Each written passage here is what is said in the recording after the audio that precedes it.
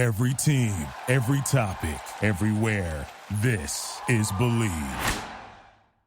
Imagine if you could dry, detangle, style, and volumize your hair all in one step. Well, it's easy with the Knot Doctor All-in-One Dryer Brush by Conair. Create beautiful blowout styles at home with a powerful 1,000-watt motor for quick drying and Easy Glide Flexolite bristles for snag-free detangling. Customize styling with 3 heat settings and use the Cool Shot to lock in your look. Ionic technology reduces frizz, bonus attachment volumizes your hair, makes a great gift for yourself or someone special. Go to Conair.com for the Knot Doctor All-in-One Dryer Brush now.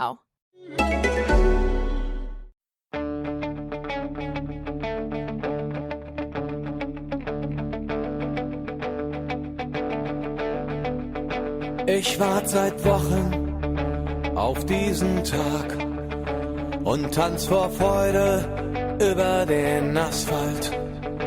Als wär's ein Rhythmus, als gäb's ein Lied, das mich immer weiter durch die Straßen zieht. Komm dir entgegen. Hello and welcome to Gegenpressing, the German football podcast from the Football Grad Network. I'm your host, Bryce Dunn. And before we get into this week's podcast, we'll go down through this weekend's results. On Friday night, we've seen Hertha Berlin 2, Schalke 2. Saturday, Mainz 2, Nuremberg 1. Freiburg 2, Hoffenheim 4. High scoring one, that one indeed. Wolfsburg 0, Bayer Leverkusen 3. Borussia Mönchengladbach 2, Augsburg 0. Borussia Dortmund 5, Hanover 1. Late kick-off game on Saturday, Werder Bremen 2, Eintracht Frankfurt 2.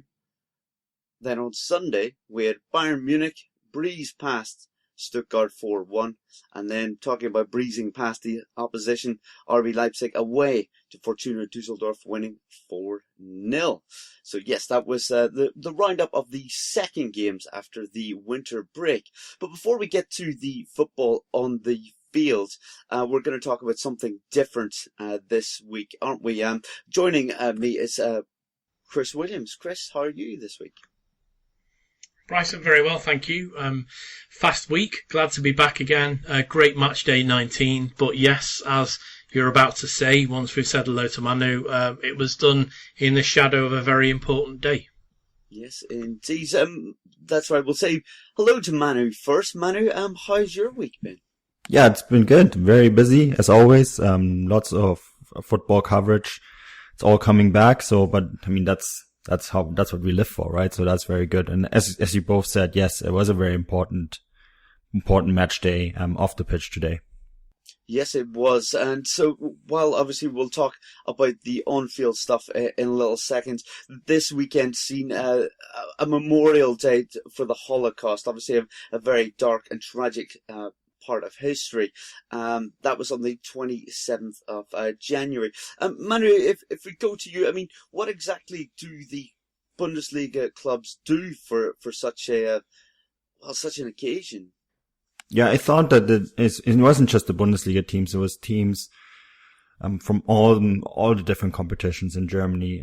Bayern, of course, they have a very strong link to the Jewish community in Munich. Their most influential president, Landauer, of course, he was a Jew who had to flee the country during Nazi Germany, during the time of Nazi Germany, during the time of the Third Reich.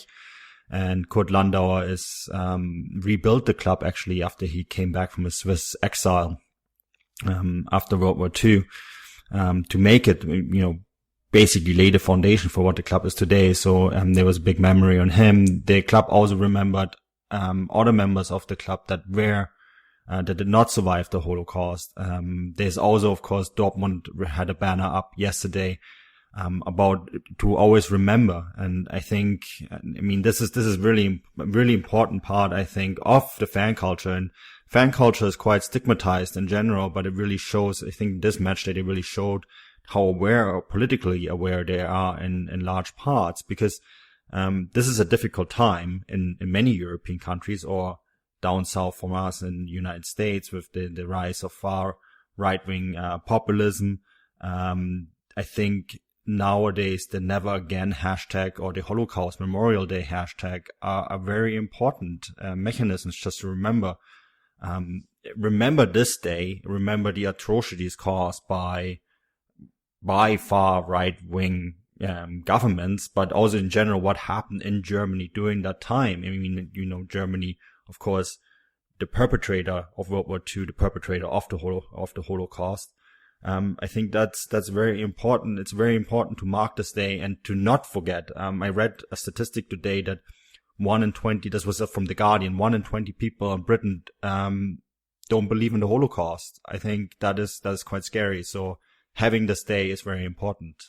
Absolutely. I couldn't agree more. Chris, to go to you on it as well, I mean, Manu said that just how important it is, especially across Europe. I mean, why do you feel the clubs do this? Is it to get the message across to their fans, so that they could all come together, work together, and maybe not act ridiculously like a small pocket of fans seem to do from time to time? Yeah, and it's about remembering. And I saw a quote over the weekend. Let's not forget, as Manu said, it did happen in Germany, but it wasn't by the Germans. It was by the Nazi party and the Nazi government at the time. And the quote is, "You're not responsible for what has been, but you're responsible for making sure that it's never forgotten." And that's pretty much what is done across Germany year in, year out. It's not forgotten. It's not about apportioning blame. It's about remembering what happened so it never happens again in the future. And as Manu said, I think it's a pretty pertinent time at the moment with the political shifts across, most of the Western world, Europe, America, etc.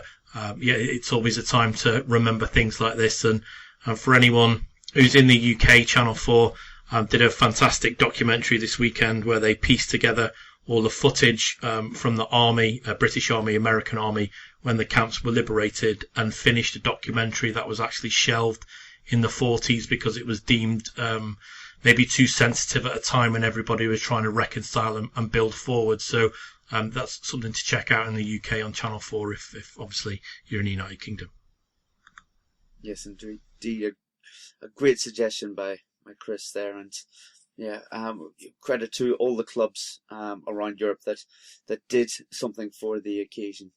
But guys, let's move on to the actual football over the weekend and start with that Friday night game as we've seen Hertha Berlin take on Schalke. Manu, this is somewhat of a rivalry, and some people might suggest, well, how is that possible? I mean, they're over 500 kilometers apart.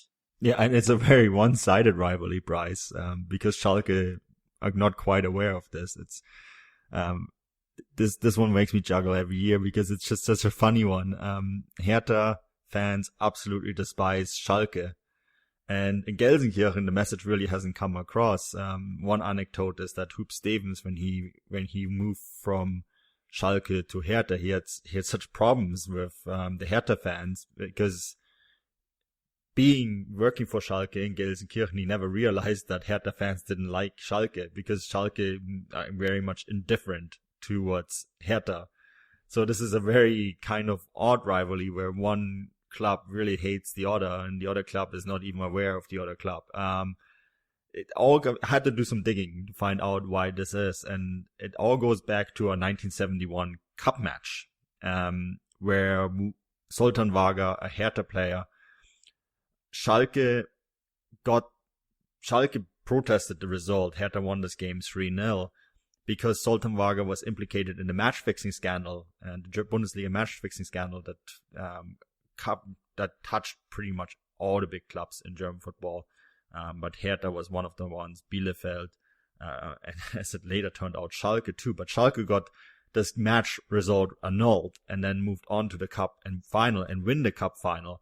And Hertha have never really forgiven Schalke for that, especially when it came out that a bunch of Schalke players were involved in this. So that's where the Hertha rivalry towards Schalke comes from. That's never really been reciprocated. So a little bit of a funny Bundesliga anecdote in a sense, but yeah, it's one that Schalke fans are often not aware of.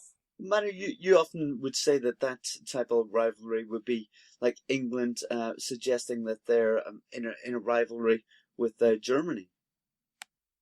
No, I think I think Germans are aware of that England have that rivalry with Germany.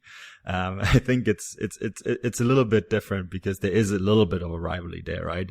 This is I don't even know if there's any other comparison. I mean, this goes to such an extent that most Schalke fans don't know about Hertha even existing. And they're saying one of the reasons is that Hertha don't really have a local rival because they've always been the only club. And when most of the other big clubs were playing in East Germany, right? So they couldn't really form a rivalry of other big clubs that were not at the time part of the same country. Now, of course, they have Union, but Union and Hertha only have played together in the league once, during a Bundesliga 2 season. So, it just seems like it shows what of an island, kind of island Berlin is in some ways when it comes to football. Do you love watching live TV but are tired of your huge cable bill? Sling TV has the same top cable channels for as little as half the price, so you can save hundreds of dollars while still watching your favorite sports, news, reality TV, and more. Ditch cable and get Sling's total live streaming solution with free local channels. Setup and installation are included. Make the smart choice and switch to Sling TV. Get the best of cable for the best price. Learn more at sling.com/cutcable. That's sling.com/cutcable. Setup and installation included with $49 down and $20 a month for 12 months. Restrictions apply. It wouldn't be the holiday season if there wasn't candy, right?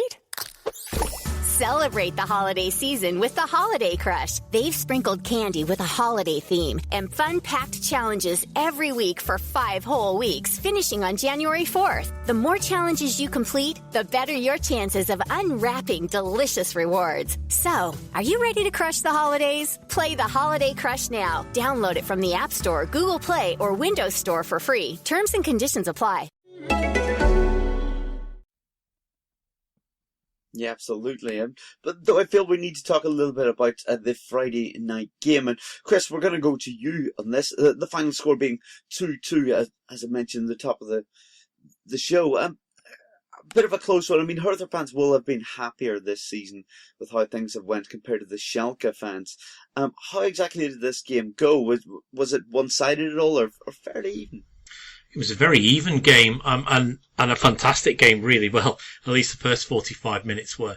The second half was a little limp, I suppose, compared to the initial one. But, yeah, we always like to see a fast-flowing Friday night fixture. It sort of sets the tone for the rest of the match day. And once again, this happened. It was a very exciting game. 2-2, obviously, in the end, but pretty much 2-2 at half-time. I think for me, though, it did sort of revolve around an issue which should have been sorted out, and it wasn't. And that was a red card early on in the game, which wasn't given to Karim Rekic. He got a yellow, and it was actually a terrible tackle on Schalke player on Schoff, and he's lucky that he didn't break his leg. If anyone didn't see the game, look back on it. It looks in slow motion horrendous, which I know Manuel will say, and you'll say, and quite a lot of our listeners will say, if you watch any challenge in slow motion, it's horrendous. But this one particularly, even in slow motion, you can tell it's a serious foul. It's high above the ball. Rekic's leg is locked out, and the full force of the foot and full stud implant onto Schoff's leg, halfway up his shin, or just below halfway on his shin. And really that should have been a red card, and had that have happened, I think the game would have been completely different. But it didn't happen, and the game went on, and Schalke took the lead. Exceptional goal, and then Hertha pulled one back through Marko Grujic, who scored a phenomenal goal, made it and finished it. So it was a very, very good game. But I know that Manu's going to touch on this. Whilst Hertha were very good, it was a good team performance. I think Schalke maybe were a little unremarkable in front of goal. And obviously we'll get to Schalke in a little bit and let Manu vent on that topic. But Chris, if we talk about the goal scorer, Marko Grujic, he's on loan from Liverpool. He seems to have been on loan to numerous clubs, it feels. And the Liverpool fans maybe don't know that much about him, to be honest. But what does the future hold for him? And for anyone that doesn't know, what kind of player is he? Well, he's a very versatile midfielder, as he's shown himself at Hertha, and Hertha themselves have said that they've been crying out for a player like Grujic for, I think it's almost 20 years, which is a bit of a statement to say about one player. But yeah, he's a very good player. Serbian, obviously came from Red Star Belgrade to Liverpool and then out on loan, at the moment at Hertha Berlin. And yeah, he can play in any of the three roles, really. He can play as an attacking midfielder, central midfielder, or a defensive midfielder. Now, he's tended to play as more of a central role, with Hertha. And yeah, he's been playing very well. I mean, they're unbeaten with him in the side, which I think is quite a phenomenal statistic, really. And, before the night's game, for every game that, Grujic had played in, there was a return of 20 points, and that was just through 8 games that he played in. Obviously, that's gone up now to 21 points out of the 9 games. But without him in the side, Hertha have only picked up 7. So you can say he's quite key to the way they play. And if you haven't seen his goal, I mean, it's phenomenal. I tweeted out at the time that it's possibly a team goal of the season contender, not an individual goal of the season. It's not like a 45-yard scissor kick into top corner. But the way the turnover happens and Grujic gets the ball, drives through, and it's a quick 1-2. It's a very, very fast break. There's a beautiful back heel into Grujic's path, and he slips it past the keeper into the goal, and it is a wonderful goal, and that's why it took a lot of time to appreciate it. But where does he go next? That's a very good move, or a very good question. I could see him doing very well if he stayed at Hertha Berlin, but Hertha are renowned for taking, let's say, cheaper players and coaching them into better players. Now, I would probably think Liverpool would want somewhere in the region of 12 to 15 million pounds for him. Now, whether they're going to get that, I know there's a lot of talk, especially on social media, of is he worth 25, 30 million? Well, he might be worth that in the Premier League, but let's be realistic. Outside of all that TV money, he's probably worth about 15 to 18, maybe even only million euros. So that sort of brings down his available clubs, not just in Germany, but in France and even in Spain. Yeah, it'll be interesting to see where he ends up if he manages after this loan spell to return to the Bundesliga. But Hertha Berlin fans truly enjoying him at the moment. Manuel, if we go to you then to talk a little bit about Schalke, season hasn't really went to plan for them, has it? I mean, last year obviously a very good one, even if they weren't the most exciting team to watch in the world. But this draw means that they haven't lost in 3 games, so it looked like things were a little bit more positive, but it's goal scoring opportunities at the moment that they're really struggling with, isn't it? Yeah, although they did get 2 in this game, which isn't bad on the road at Hertha. I mean, of course, you look at the Bundesliga standings, they're 12th, they got 22 points out of 19 games, the goal differential is a -3, right? I think the only positive at the moment when you look at the table is that there's 15 games to play and it's only 6 points to a Europa League spot. And I think that's really the only European ambitions they can have this season is to get into the Europa League. If that, I mean, when you look at some of the clubs that are ahead of them in the standings, you see Leverkusen was improved this week, right? Hertha looked pretty good. Frankfurt looked good. Bremen looked good, and this is a game that we're going to touch on in a moment, right? Hoffenheim are in front of them. Even Mainz, I thought have been good at times this season. So it's a lot of clubs to get through to get to one of those 2 Europa League spots. And that's going to be very tricky for them. And you sort of feel for Schalke because they open, every time they seem to have solved the problem, they open another can of worms for themselves. That transfer for Ronaldo's transfer to Monaco, now they have to sign a defender, right? They're still looking for a striker. Nikola Kalinic from Atletico Madrid has been heavily linked. I covered Croatia quite a bit during the World Cup, and he was sent home from that team. So, we're talking about a team that where people are saying, they're losing somewhat their face, their identity by letting a player like Ronaldo go. So now they're being linked with someone like Kalinic, and another name that have been linked with is Benatia. So, those are 2 cans of worms. After opening first the can of worms with Ronaldo, letting Ronaldo go, they maybe bringing in 2 more. signings, and not cheap signings either from the sounds of it.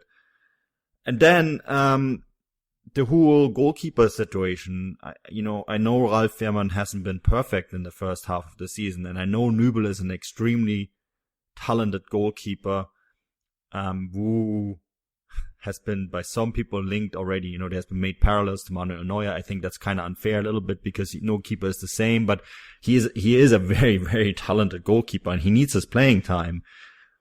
But to open that can of worms at this moment, it seems like they're doing this a lot. And from when you trace it back all the way to when Tedesco started, that's basically how Heidel and Tedesco have been doing things from day one. We all remember the Benedikt Höwedes saga, the very first few weeks of them both being at the club.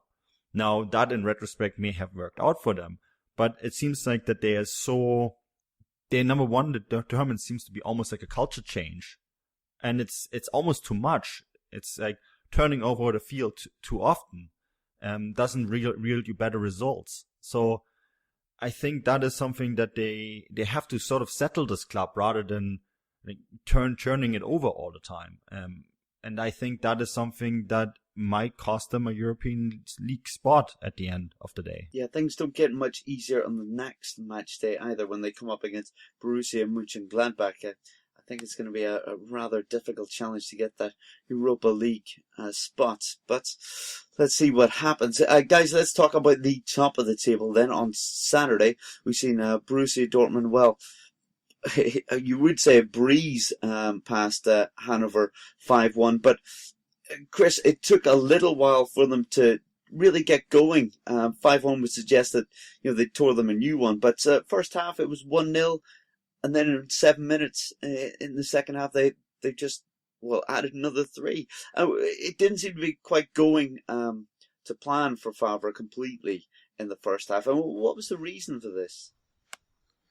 Well, yeah, it was a very strange game. And to be frank, Dortmund should have been 1-0 down inside the first minute. But Roman Bürki bailed them out again with a very good save from a very good header.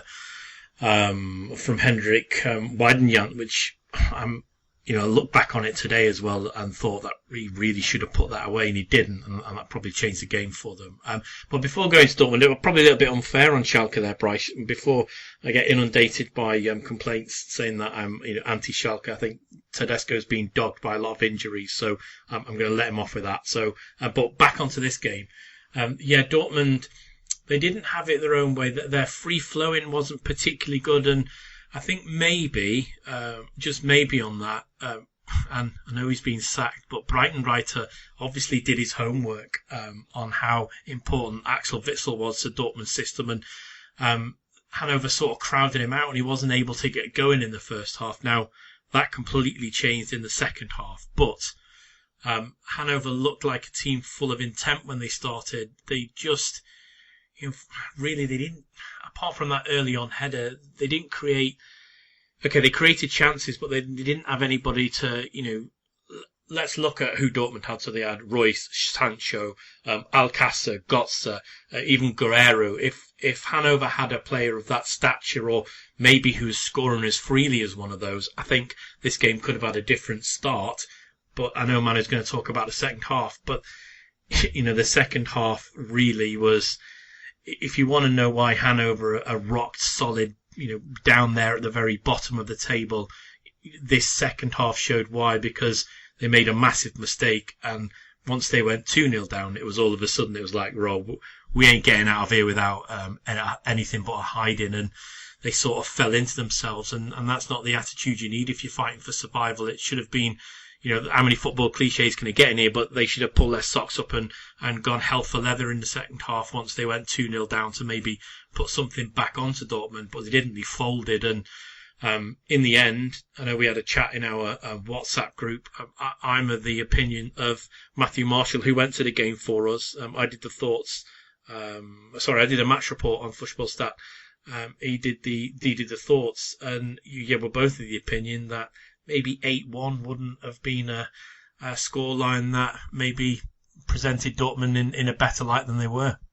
Manu, do you think it's going to be a problem as the season goes on? I mean, we talked about things maybe not going to plan for Favre. The start of this game, ultimately things went rather well. We talked about it being a bit like a ketchup bottle, it all coming out at once. But do you think that maybe against other opposition, tougher opposition, then Favre may come up against a few issues and potentially drop a few points?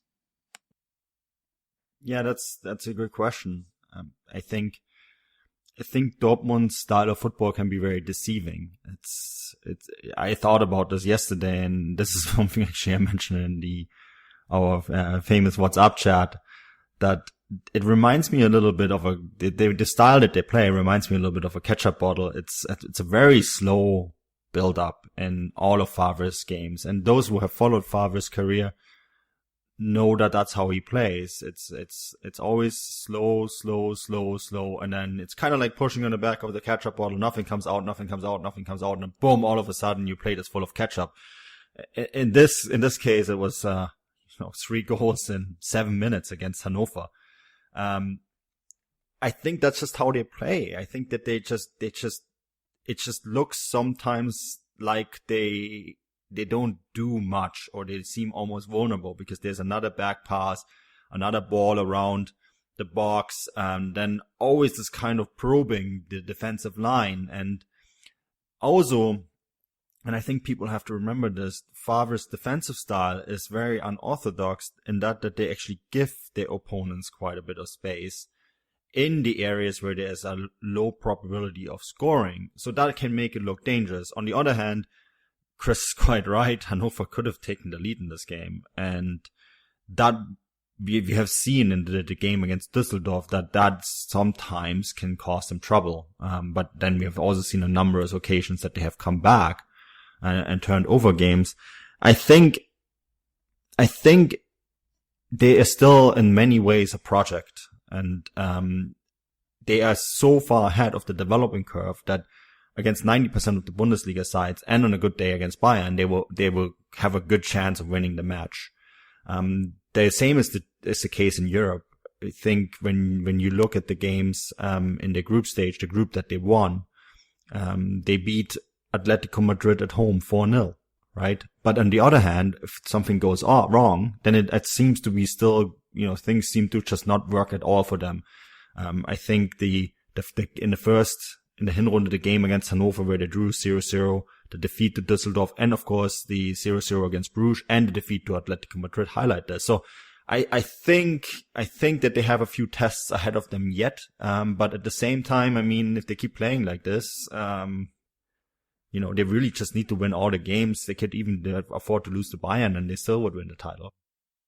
Yeah, since then, if we just move on and talk a little bit more about Hanover, Chris, you did say that, they were pretty terrible, really. And since that game, they have now brought in a new coach, former German attacking midfielder Thomas Doll, who is, he's managed quite a few clubs, and most recently in Hungary, I believe.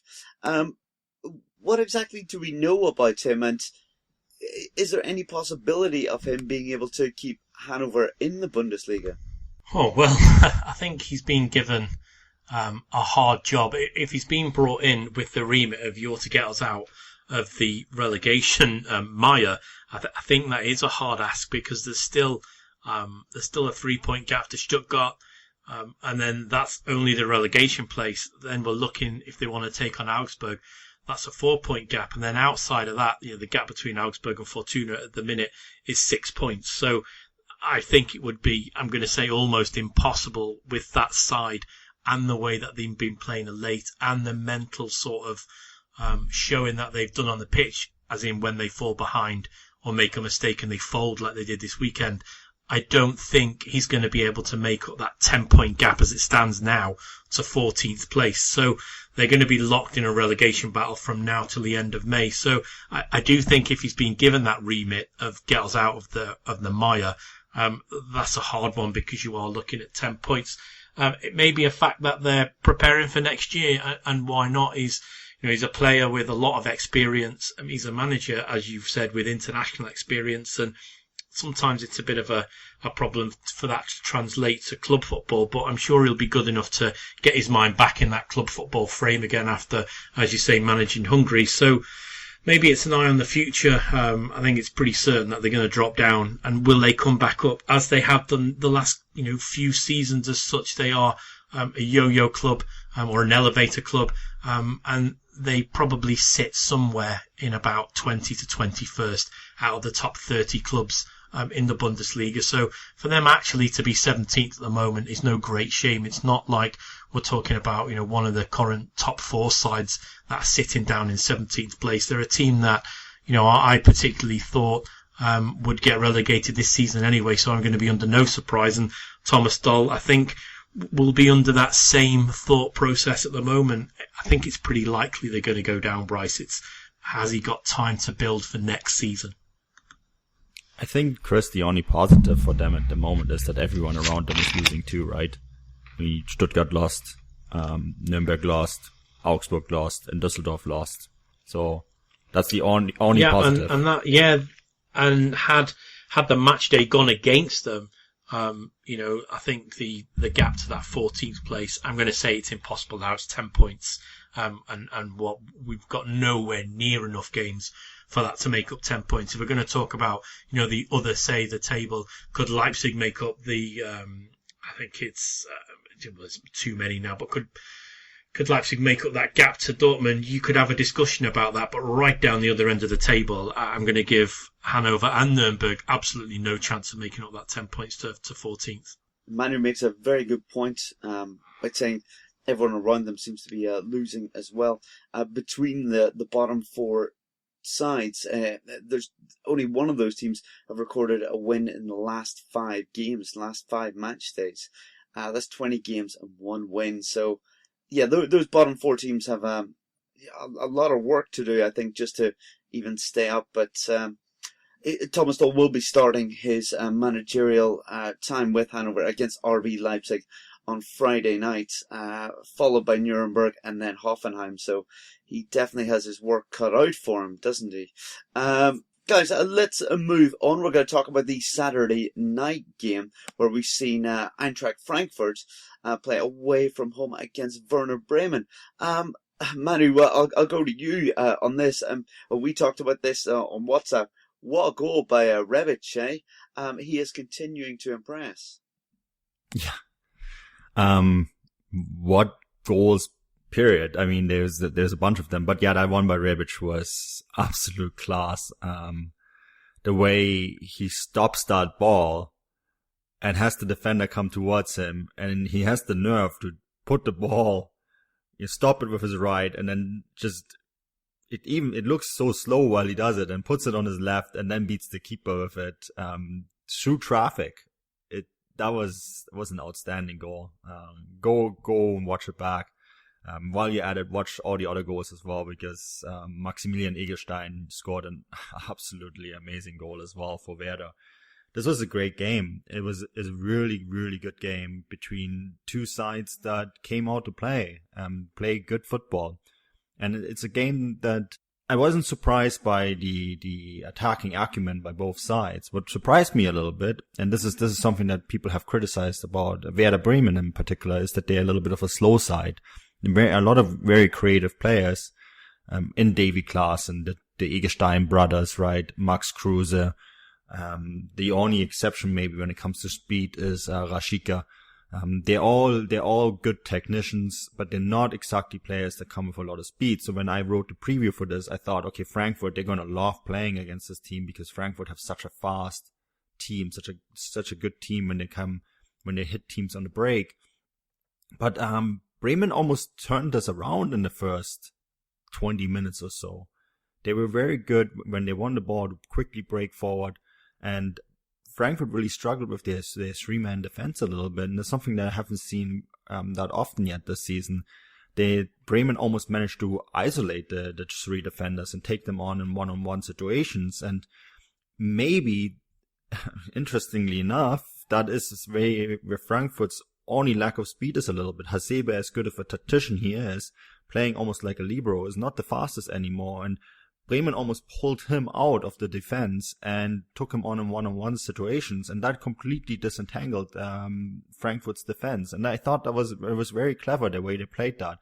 And I thought it was also very excellent how Frankfurt responded to going down, playing basically exactly the kind of football that I thought they should have played from the beginning, just trying to hit the ball quickly forward and breaking Bremen apart through midfield. So this was a really fascinating game to watch because it was just back and forward and not necessarily what I anticipated from this game, because I thought this would be Bremen sitting in midfield trying to break down Frankfurt through passing play.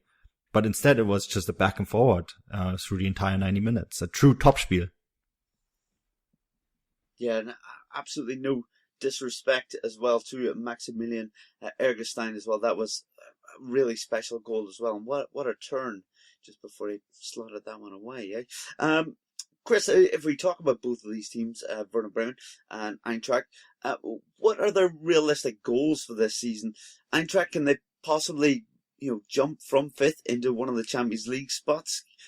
We've seen just how special European nights in the Europa League can be there. That would be something else. And what about Werder Bremen? Could they possibly climb the table? They're in 11th at the moment and get a Europa League spot. Well, I mean, we've all watched Frankfurt this season and seen how fantastic they are, and the match on Saturday night was another good indication of that. In fact, when I watched that match, I pretty much thought it was quite similar to the Friday night's game, but it had two equally good halves of football rather than, just the one with Hertha and Schalke. But, I mean, it's a good question. Where can they go? What can they do? I still think, for all the good play that they've done in Europe this year, that the Champions League would be a step too far for Eintracht. They've been out of Europe for a while. I think the three of us have said that we could see them maybe even getting to the final with the draws on the right way and the way they've been playing, especially away from home. I don't think they fear anybody. And, back in the Commerzbank Arena, that is an atmosphere that no team in Europe will want to go to.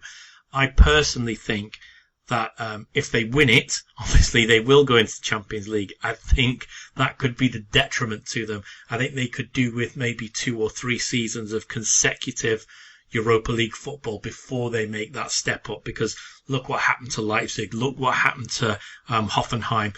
There is a big gap from the Europa League to the Champions League. You're talking about European elite, European royalty, playing the likes of Bayern Munich and Borussia Dortmund week in, week out, home and away in the Champions League. I think that would be a big ask for Eintracht. They are playing European sides who are in a similar setting to them, on a similar level. So they're still playing competitive games, but they're equally competitive. There isn't like a disconnect between, a squad. I mean, let's say Eintracht went to somewhere like PSG or Manchester City. There is a massive difference in the sort of money that's been spent on players, coaches, staff, facilities, etc. So I think Eintracht, I would love to see them in the Champions League, but not yet. And as for Werder Bremen, yeah, they've been playing really well, but it's another instance, maybe should they have won this game? And if you look back, they had less possession, but as I always say, it doesn't matter, how much you have the ball, it's what you do with it. 18 shots, 9 on target, only 2 goals registered. Factor that with Eintracht, who had 8 shots in total, 4 on target, 2 registered. That's a pretty good return for a night's work. If Werder Bremen want to get into the Europa League spots and then the Europa League, they'll have to improve on that a bit. But yeah, why couldn't Werder go on and maybe get into the Europa League placing? But at the moment, my money would be on Eintracht to be there this time next year again. Chris, maybe to add on Eintracht, we've spoken about this many times before, right? But when it comes to, and I agree with you 100%, I think Champions League football comes maybe just a year too early. But that said, they are a club.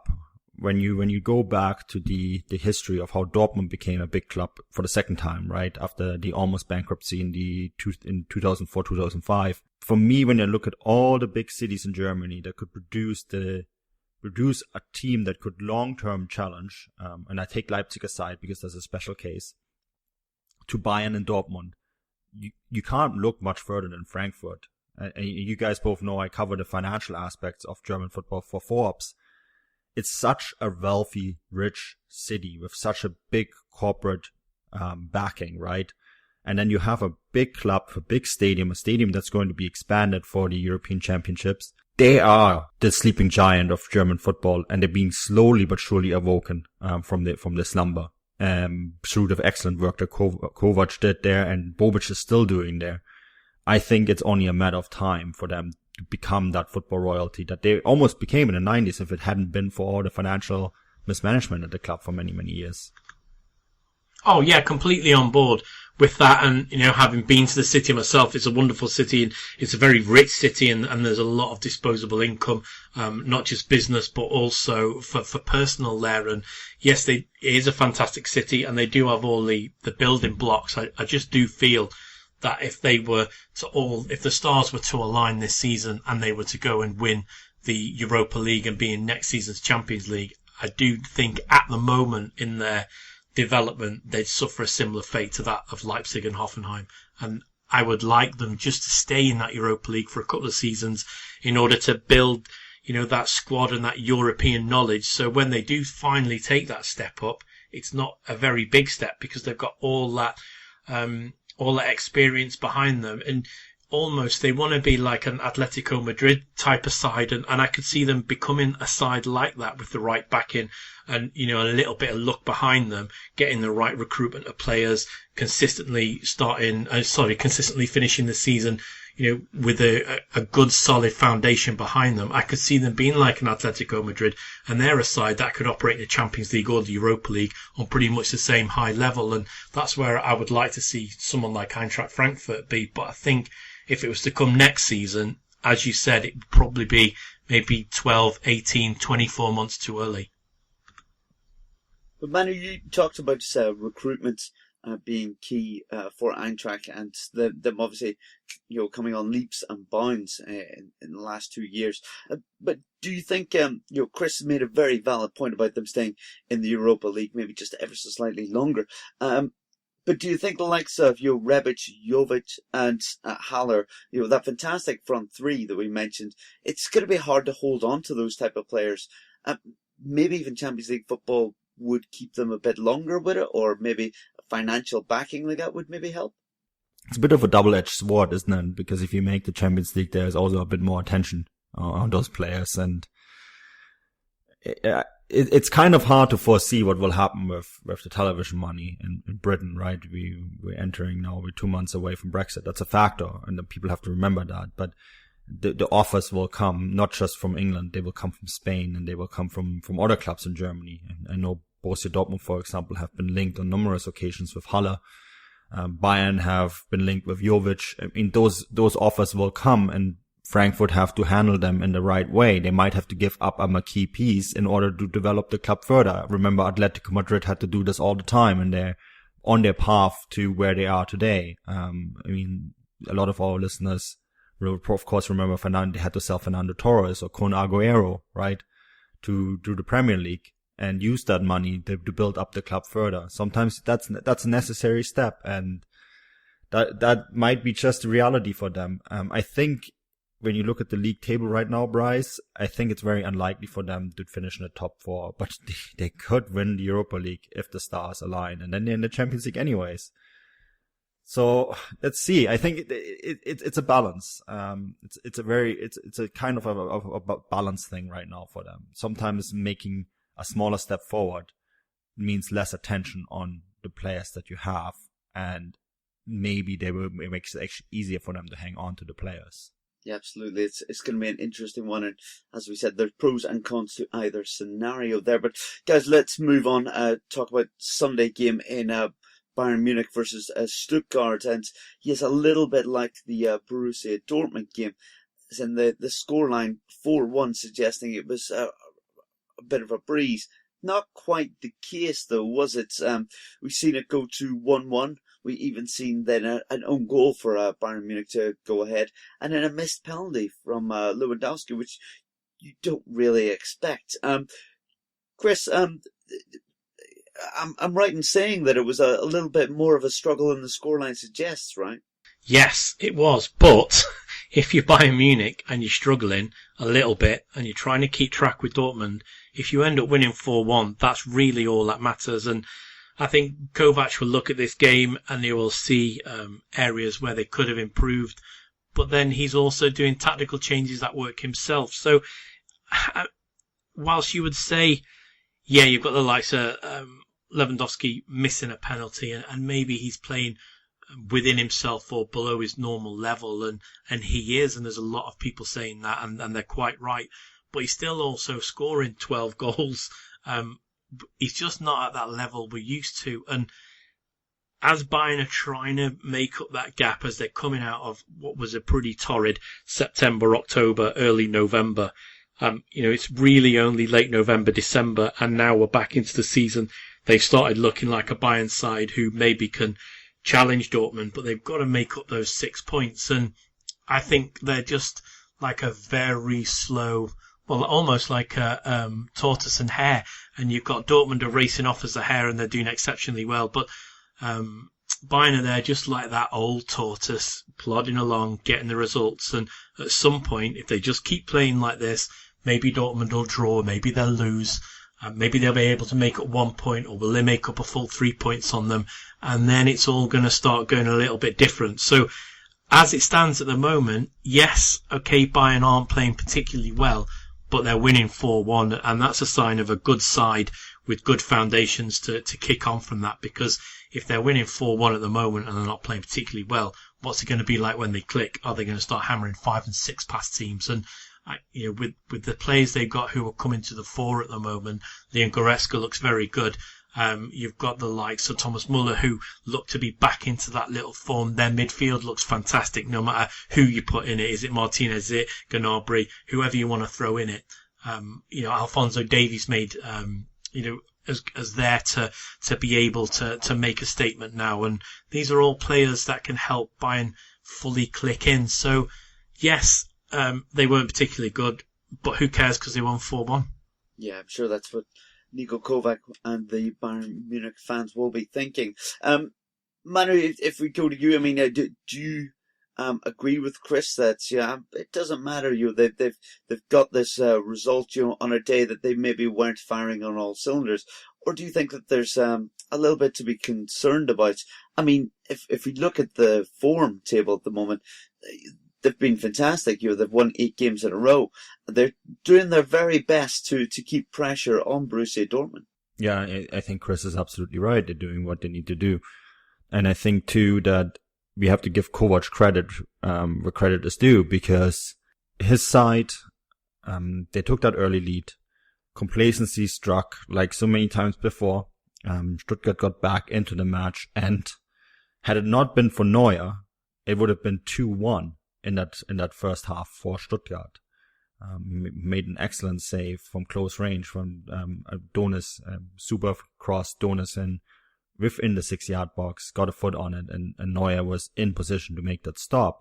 That would have been 2-1, and then who knows what happens in that stadium, right? Boos and whistles and the sort of atmosphere that's not great if you want to be successful. Now, I think that he made a couple changes, and I thought it was really excellent how he took off Javi Martinez, who is not the fastest. He moved Leon Goretzka back into central midfield. He was starting as a number 10. He put him into next to Thiago. Thiago had to then move in back a little bit further, right? And Goretzka was almost that box-to-box midfielder. And then he put Gnabry on the wing and put Müller in the center. And all of a sudden, this team was way better. They were faster. They were better on the break. They had more urgency to their football. Gnabry made the goal happen. It was given to Christian Gentner as an own goal in the end, but he made that goal happen. And I thought that, yes, Stuttgart then had another chance. They hit the post, right, to make it 2-2. But of course, Lewandowski also missed a penalty. So I think there is work to be done for Bayern, but I think they responded very well.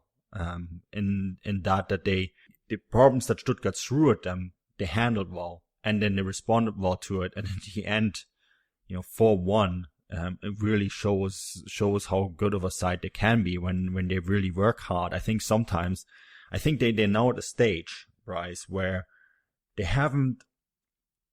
still think it's easy. The entire rest of the league has gotten better, right? And they haven't really quite caught on at times. And sometimes, they want to go into that autopilot mode that they had under Guardiola.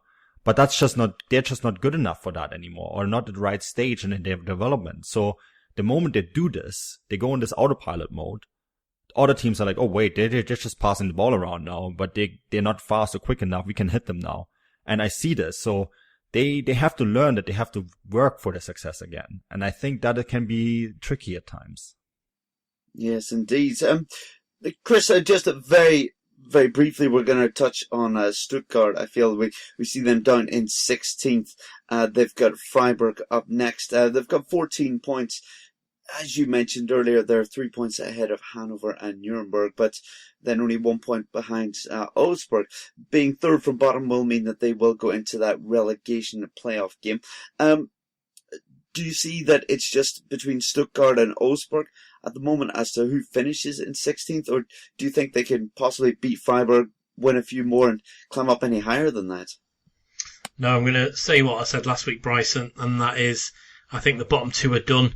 And it's going to be between Stuttgart and Augsburg for the rest of the season to see where we're going to end up in mid-May.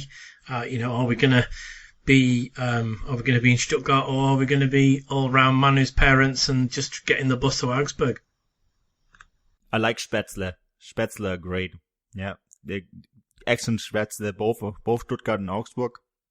Yeah, and of course Stuttgart is in the Baden-Württemberg side of Swabia, and Augsburg in the Bavarian side of Swabia, but both Swabian sides make excellent Spätzle. So I am happy with that, Chris. Yeah, there's a surprise anyway. But so go back to Bayern again.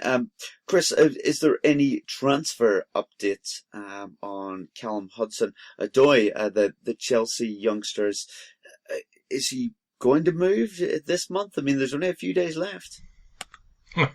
Yeah, there is. Well, he's handed in a transfer request. Now I can almost see Manu throwing his hands back in his room as we record this, because yes, we've seen players in Germany, talk about it, and it's always, if there's ever a player potentially moving from the Bundesliga to the Premier League, there's always, will he hand in a transfer request? Now in England, they still do hold quite a bit of water transfer requests, and the reason they do is because it's generally a forced thing. So I'll take you all the way back from when Fernando Torres moved from Liverpool to Chelsea. He was always going to go, but Liverpool made him hand in a transfer request. The reason they did that is because it shows everybody outside of the club that we can't really keep him because he doesn't want to be here. Let's get rid of him. He's a bad egg.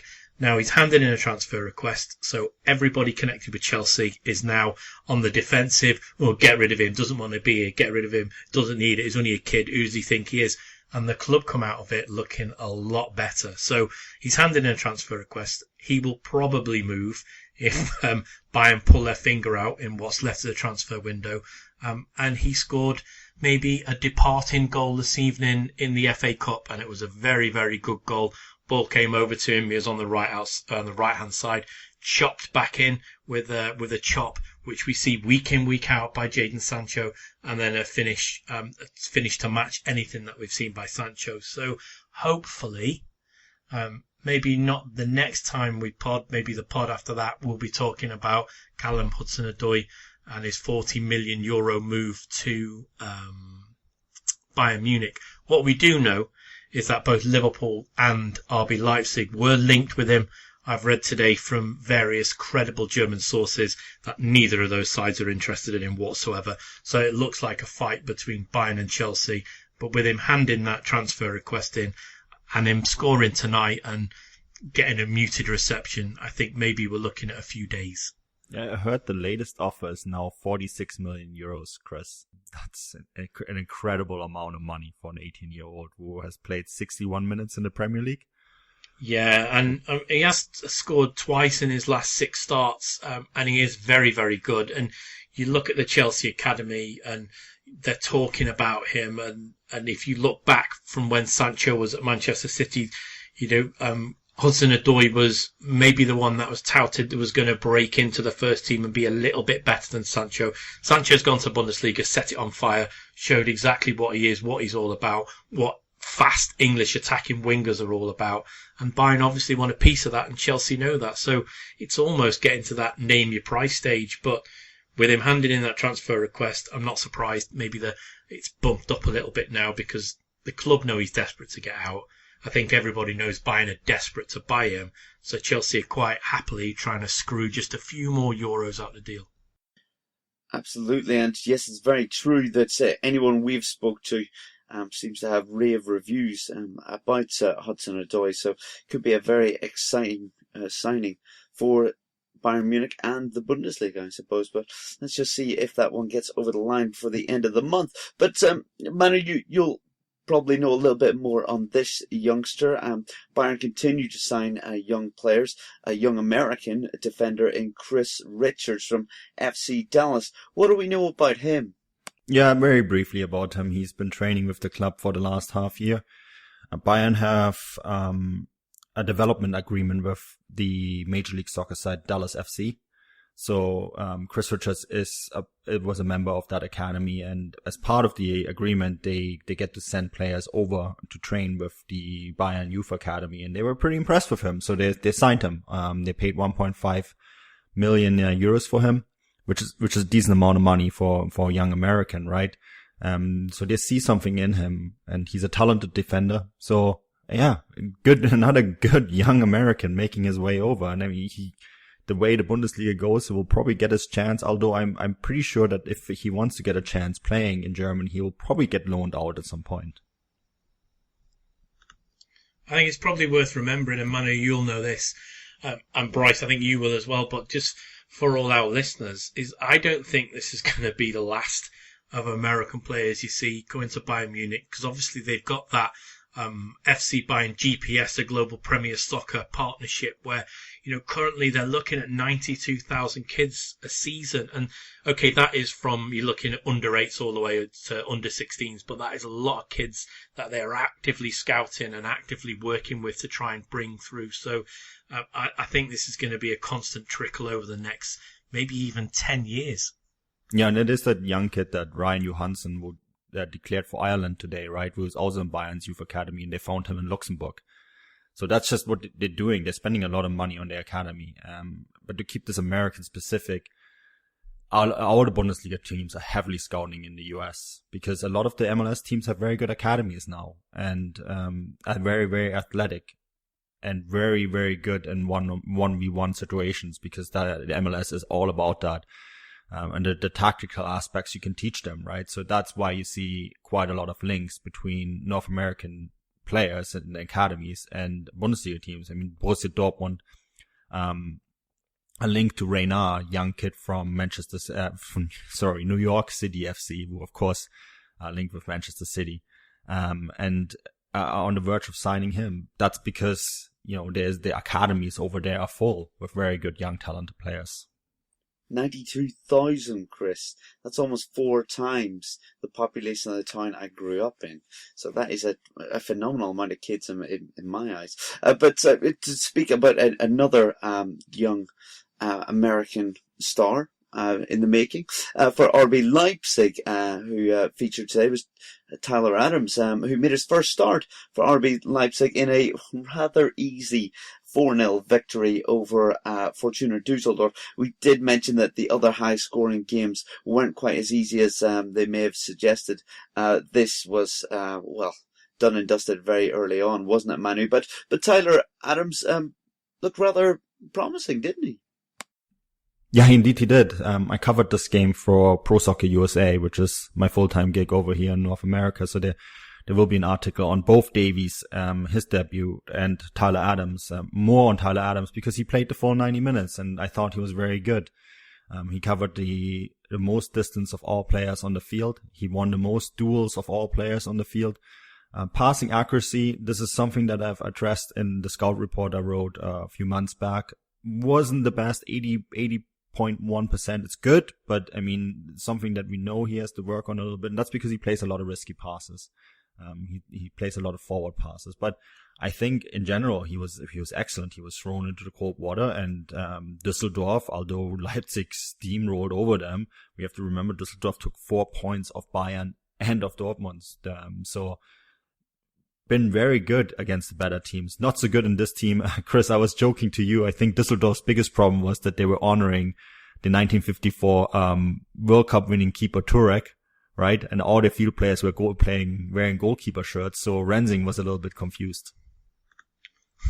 Yeah, he didn't have the best day at the office, and yeah, he was directly at fault for 2 of the 4 Leipzig goals. But when you're down in the, although they've got that cushion, when you're down in that relegation area, sometimes it doesn't go for you. But I think Leipzig did play very well, because before this game started, after Bayern Munich, the most informed side in the league were Fortuna Düsseldorf. And yeah, I thought Tyler Adams was exceptional very early on. He put a crunching tackle in, and I know we have lots of listeners in England, or sometimes, European players and maybe North American players. Do they put, the tackle in? Are they as strong? And I'll tell you what, watch that first tackle, and it's all the hallmarks of what you would call, in inverted commas, an English centre-back tackle. There was no messing about. So he is quite obviously a player who is willing to get stuck in and get involved. And Ian Joy over at Fox said the biggest compliment he could play Tyler Adams on his debut was that he looks like he's already played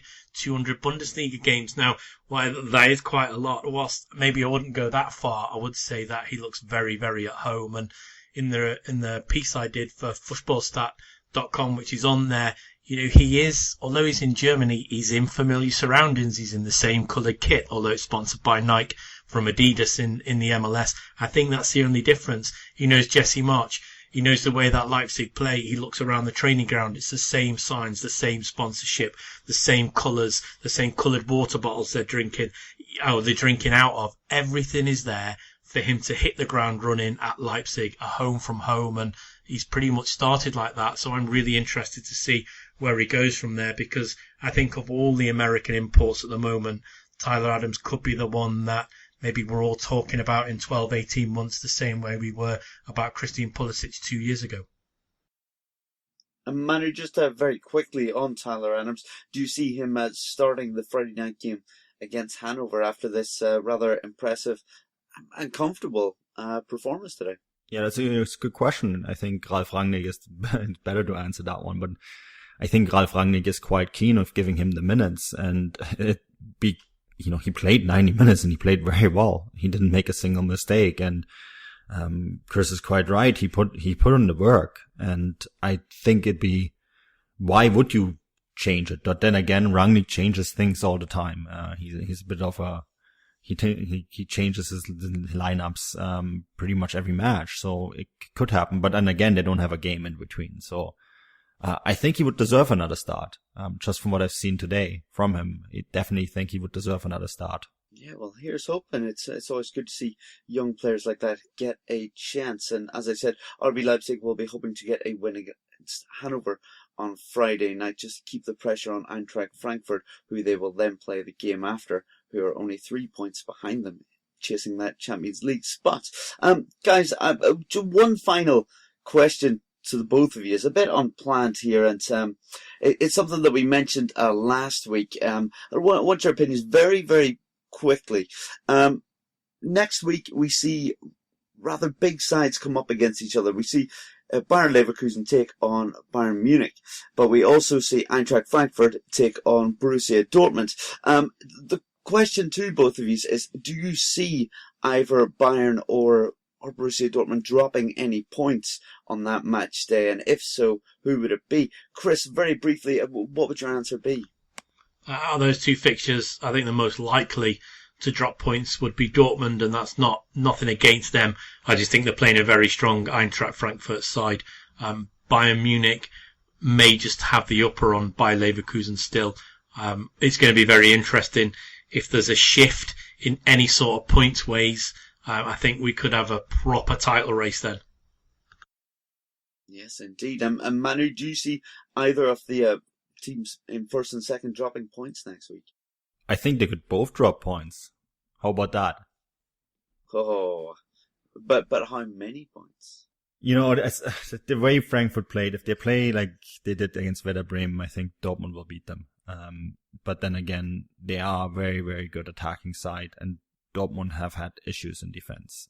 So, maybe they'll drop 2 points there. But then Bayern, who knows what Leverkusen is going to do next week. They've been so hard to read. They did very well against Wolfsburg the week before they didn't. And it's been like that up and down for them all season long. So, I don't know. Bryce, if I make a prediction, it will be wrong anyway. So, I'll just say that they both could be dropping points there. But wouldn't it be nice? Wouldn't it be nice for Peter Bosz to maybe pay Dortmund back a little bit by beating Bayern Munich and Dortmund beat Eintracht Frankfurt? I think maybe Bosz would be forgiven a little bit for his tenure at Dortmund should that happen. I think if it goes back to 9 points, Chris, I can't see Bayern come back. That's where we're at. That makes 3 of us. Oh, what a way to end the podcast. We definitely jinxed it now. Anyway, guys, thank you for tuning in and listening to us, as always. If you want to get in touch with any of us or the Football Grad Network, just jump on Twitter and give us a shout. We always like to hear from you guys. Chris, what have you got going on this week? Anything that you'd like to draw our listeners' attentions to? Well, we've got some historic stuff on the site. So there's a piece on Timo Werner and where he could end up if you're interested in either Bayern, Munich, Liverpool or RB Leipzig. Have a look at that. We've got all the reports from the games that I covered on the weekend. So the match day match report from Dortmund and also the thoughts from Schalke Hertha Berlin. But for next week, we're going to start running a Bundesliga team of the week. And it will come out at the same time as the podcast comes out. So I would ask listeners, get involved. We're going to put out the Football Grad Network Bundesliga team of the week, and it'll be based on who's been the best striker, who's been the best goalkeeper, etc. I'm pretty sure you can catch the drift of the way it's going to go. But get involved if you think that we're crazy because we've left maybe Sancho out, or you think that we're crazy because we've put the wrong goalkeeper in. Let us know. Get involved. You'll be able to see that from the next match day, starting match day 20. So we'll have 14 to run to the end of the season. Just get involved and tell us where we're right, where we're wrong. What would you do? Who would you sack out of the 3 of us? Let us know. Probably Bryce. Hey. All I have to say is Bayer Leverkusen win the league, man. Oh, well. That's all I'm going to say. Chris, you've just asked for more interaction on Twitter. I can't believe it. Brilliant. Manu, what have you got going on very quickly just before we wrap it up? Yeah, I think Chris pretty much summed it up. There's lots of great content on this week's games on fußballstadt.com, and then of course over on footballgrad.com we have a bunch of very historical articles by very good authors. So if you're into the more historic aspects of football, head over there and check that out. Yeah, and you can find me. You can find some of I write, as I said, I cover the financial aspects of German football for Forbes. And I cover all the North Americans playing in the Bundesliga for Pro Soccer USA. So you can find my work on those 2 outlets as well. Yeah, guys, head over to @FootballGradLive if you want some fantastic articles by some very talented writers, not just my 2 colleagues here. I've been your host, Bryce Dunn. You can find me on Twitter @BryceDunn11. And until next weekend, when we may have the title all wrapped up, I'm going to say Auf Wiedersehen.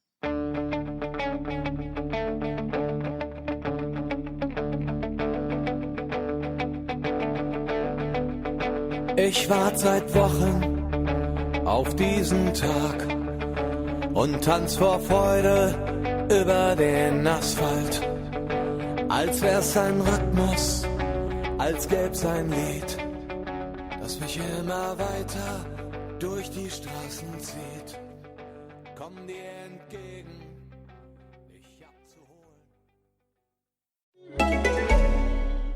It wouldn't be the holiday season if there wasn't candy, right?